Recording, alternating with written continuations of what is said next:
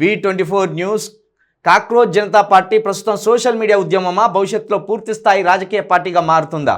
అయితే యువత అసంతృప్తిని దేశవ్యాప్తంగా చర్చకు తీసుకురావడంలో మాత్రం విజయవంతమైంది. ఎంత నిజం? 100కు 100% అయితే నిజం. దేశవ్యాప్తంగా యువతలో ఒక తీవ్రమైన నిరాశ ఉన్నదనేది అయితే స్పష్టంగా కాక్రోచ్ ఉద్యమం ద్వారా అయితే అర్థమవుతున్నది. అయితే ఇక్కడ కాక్రోచ్ ఉద్యమం, కాక్రోచ్ పార్టీ అని వాడుకలో ఏదైతే పేరు ఉన్నదో అది పూర్తి స్థాయి రాజకీయం చేస్తుందా, లేదా ఇట్లాగే కొన్ని అంశాలను పట్టుకొని యువతతోటి గ్రౌండ్లో ఉద్యమాలు చేస్తుందా అనేది ఇంకా ఇప్పటికైతే ఒక అర్థం కాని ప్రశ్నగానే మిగిలిపోతుంది. ఎందుకంటే ఇక్కడ స్పష్టంగా అభిజిత్ వెనుక ఉన్న సమూహం ఎవరు, అభిజిత్ని నడిపించే వ్యూహకర్త ఎవరు, ఇది ముందు తేలాలి. ఎందుకంటే ఒక 30 సంవత్సరాల అభిజిత్ ఒక రాక్షస బల్లి లాంటి బీజేపీని ఎదుర్కొని ఫీల్డ్లో నిలబడగలడా?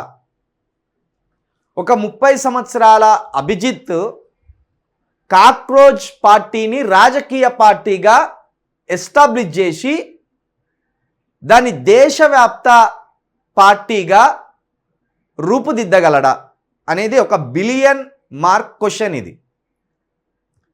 ఎందుకంటే ఎన్నో క్రూరముగాలు, ఎన్నో తోడేళ్ళు ఈ రాజకీయంలో ఉంటాయి.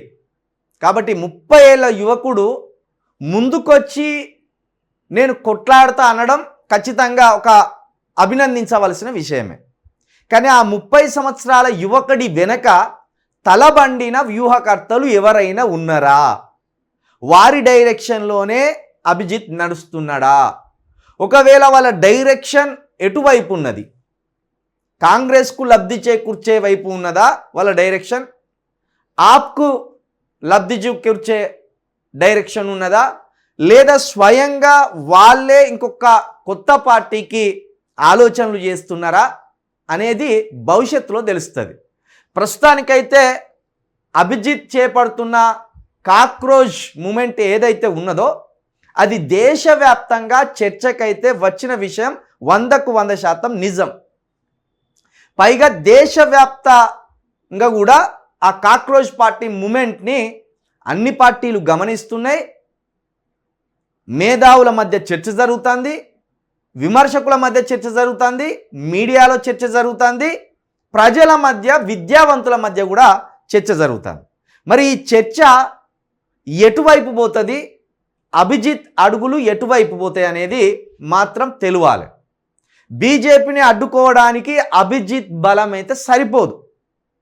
ఎందుకంటే గ్రౌండ్లోకి వచ్చి ఇంక్విలాబ్ అని నినాదాలు చేసినంత మాత్రాన, జేబీమ్ నినాదాలు చేసినంత మాత్రాన, లేకపోతే బీజేపీ దిగిపోవాలనే నినాదాలు చేసినంత సులువుగా 140 కోట్ల మంది ప్రజలను ఏకం చేసి వాళ్ళను ఓట్లుగా మలచడం అనేది అంత ఈజీ పని కాదు. పైగా 140 కోట్ల మంది ప్రజల ఓట్లను మలుచుకోవడానికి అభిజిత్కి కాంగ్రెస్ పార్టీ కావచ్చు, ఆప్ పార్టీ కావచ్చు, బీజేపీ పార్టీ కావచ్చు అంత అవకాశాన్ని ఇవ్వదు. కాబట్టే అభిజిత్ ఎవరి డైరెక్షన్లో నడుస్తాడు? అభిజిత్ వెనుక ఉన్నది ఎవరు? అభిజిత్ లక్ష్యమేంది? ఇప్పటివరకు అయితే నిరసనలు కనబడుతున్నాయి. ఓన్లీ నీట్ పేపర్ లీకేజ్ విషయంలో నిరసనలు కనబడుతున్నాయి.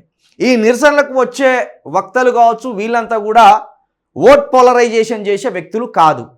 సామాజిక ఉద్యమాలలో అక్కడ వాళ్ళ వాయిస్ వినిపించే వ్యక్తులు మాత్రమే కనిపిస్తున్నారు. వీళ్ళెవరు కూడా ఓట్ల పోలరైజేషన్ చేసే శక్తి లేదు, ఓట్లుగా మలిచే వ్యక్తులు కూడా వాళ్ళు కాదు. కాబట్టి కాక్రోచ్ మూమెంట్ రాజకీయ మూమెంట్గా మారుతుందా లేదా అనేది కొంతకాలం వరకు వేచి చూడవలసిందే.